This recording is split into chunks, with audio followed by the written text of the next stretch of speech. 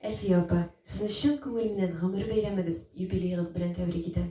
Сізге енді кішкене генә бүләк итеп, үземнең иң яратып башкарган җырларымның берсе Сарапа Садыкованың Су сау җырын җырлап үтәсем килә.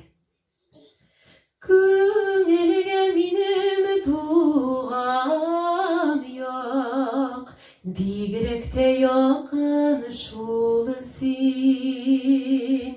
Кырларың өстеннән искән, җилләргә хәтле сусыйм. Тезләнеп чишмәләреңә,